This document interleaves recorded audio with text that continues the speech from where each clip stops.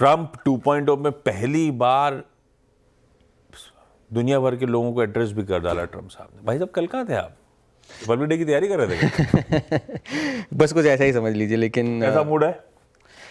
Mood आपको बताऊं, उससे पहले तो डोनाल्ड ट्रंप ने कल जो संबोधन दिए हैं उससे जो काफ़ी सारी बातें निकल कर आई है उस पर आपको बता दूं कि कल क्या क्या हुआ।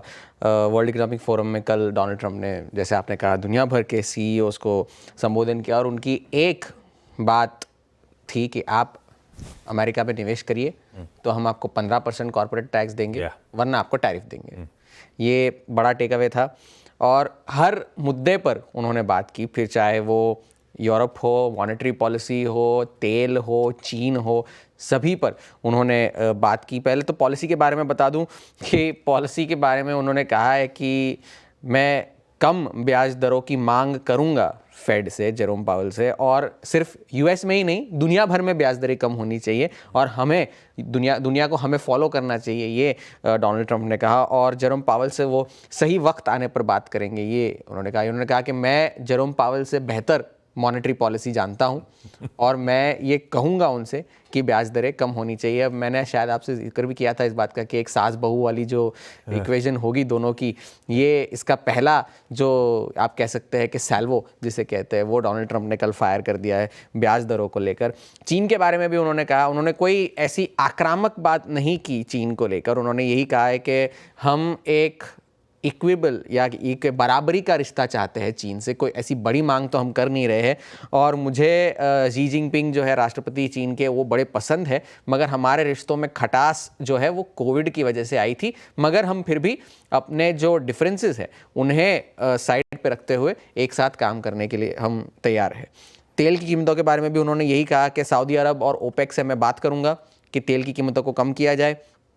अगर तेल की कीमतें कम हुई तो उससे महंगाई कम होगी, महंगाई कम होगी तो उससे ब्याज दरें कटेंगी, ये ट्रंप ने कहा। और ये भी कहा कि अमेरिका में दुनिया का सबसे ज़्यादा ऑयल एंड गैस रिजर्व है तो हम उसका इस्तेमाल करेंगे। और दिसंबर के महीने में जो महंगाई के आंकड़े थे उसमें 40% जो कंपोनेंट था वो एनर्जी प्राइसेस का ही था।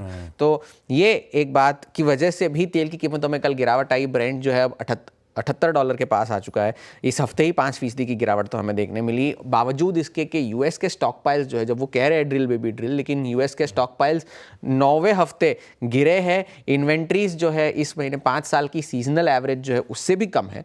तो वो उसके बावजूद जो है ब्रेंट तेल की कीमतों में कल गिरावट देखने मिली। और ट्रंप के इन बयानों के बाद जो 2 ईयर यील्ड है, जो पॉलिसी सेंसिटिव यील्ड जो होती है, उसमें भी कल गिरावट आई। अब 4.4 तक जो जा चुकी थी 2 साल की यील्ड, वो अब गिरकर 4.28 पर आ चुकी है। जो डीईआई, जो इंक्लूजन को लेकर जो बातें हैं, उस पर भी उन्होंने ये कहा कि उन्होंने उसे बिल्कुल बकवास है, ये उन्होंने कहा, क्योंकि वो एग्जीक्यूटिव ऑर्डर भी उन्होंने साइन करा था। और लेकिन काफ़ी सारी कंपनियां ऐसी हैं जो इसका विरोध कर रही है। कॉस्टको जो है उसने, उनके शेयर होल्डर्स ने, 98% शेयर होल्डर्स ने डीईआई के जो प्रोग्राम्स को बर्खास्त करने का प्रपोजल एक प्रॉक्सी फर्म ने दिया था, उसको कंपनी ने और शेयर होल्डर्स ने दोनों मिलकर जो है वो खारिज कर दिया है। ये कॉस्टको ने किया। अब मूड बता दूं आपको, हैंडओवर तो काफ़ी अच्छा था। जब कम ब्याज दरें और कम तेल की कीमतों की बात हो तो बाजार को ये बात अच्छी लगी। डाउ जोन्स जो है अब सिर्फ अपने रिकॉर्ड हाई से 500 पॉइंट नीचे है, कल भी उछाल के साथ बंद हुआ। 400 पॉइंट की तेज़ी हमें डाउ में देखने मिली। और 13 जनवरी को जो डाउ ने लो बनाया था 41,844 का, उससे ऑलरेडी वो लगभग 2,500 पॉइंट चढ़ चुका है 7 या 8 ट्रेडिंग सेशंस में। और S&P 500 भी 6100 के ऊपर बंद हुआ। नैस्डैक में भी रिकवरी देखने मिली, जिससे वो भी हरे निशान में बंद हुआ। मगर अब ट्रंप के जो सारे ऑर्डर्स है उसको अब थोड़ी सी चुनौतियां मिलने लगी है, क्योंकि एक फेडरल जज ने ट्रंप के जो वो बर्थराइट सिटीजनशिप के जो एग्जीक्यूटिव ऑर्डर्स उन्होंने साइन किए थे उसे खारिज कर दिया है, टेम्पररीली ब्लॉक कर दिया है।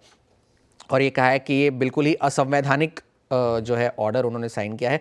14 दिन के लिए अब ये पाबंदी लागू होगी कि 14 दिनों तक अब इस पर में कोई एक्शन नहीं लिया जाएगा। ये कानून जो है 19 फरवरी को लागू होना था, मगर अब 14 दिन तक इस पर कोई अमल नहीं किया जाएगा, कोई एक्शन नहीं लिया जाएगा। और अब उन जज के पास ये हक है, ये राइट है कि वो एक लंबे टर्म के लिए एक इंजंक्शन ऑर्डर साइन कर सके। तो और ये जज जो है कोई नए जज नहीं है, ये रोनाल्ड रेगन जब राष्ट्रपति बने थे 1986 में, तब से जज है। तो बड़े पुराने जज है, उन्होंने ये ऑर्डर साइन किया है। आज नजरें होंगी बैंक ऑफ जापान पर, पॉलिसी डिसीजन जैसे आप कह रहे थे, उससे पहले ही जापान में महंगाई की दर जो है वो 3% के ऊपर निकल चुकी है, तो एक और सहारा मिला है बैंक ऑफ जापान को ब्याज दरें बढ़ाने का। 25 बढ़ाने का बिल्कुल बढ़ सकते हैं, 25 बेसिस पॉइंट फैक्टर्ड इन है, और फैक्टर्ड इन है भी, क्योंकि स्वैप कॉन्ट्रैक्ट्स भी यही कह रहे हैं कि फुल्ली प्राइस्ड इन है। ज़्यादातर इकोनॉमिस्ट जिनका सर्वे किया गया है वो भी कह रहे हैं कि रेट हाइक आनी चाहिए। तो अब वहाँ पर अगर रेट हाइक ना आई तो बाजार शायद उसे नेगेटिवली ले सकता है। तो हैंडओवर अच्छा है, ट्रम्प साहब पर ही नज़रें होंगी अब तो, शायद 4 साल तक तो नज़रें उन पर ही होनी है, और बैंक ऑफ जापान पर नज़र बनाए रखने की ज़रूरत है। वैसे ज़्यादातर सास बहू की इक्वेशन इस देश में बढ़िया रहती है ना वीरू? किस अच्छा, ट्रम्प साहब ने पहली बार वर्ल्ड इकोनॉमिक, कल रात में वर्ल्ड इकोनॉमिक फोरम को एड्रेस किया था, वो क्या कहते हैं, वर्चुअली। ब्याज दरें नीचे चाहते हैं, कच्चे तेल की कीमतें नीचे चाहते हैं, यूरोप को भी धमकी दे डाली है, हमारे साथ बहुत खराब ट्रीटमेंट हुआ है और पुतिन साहब से मुलाकात करना चाहते हैं। खैर,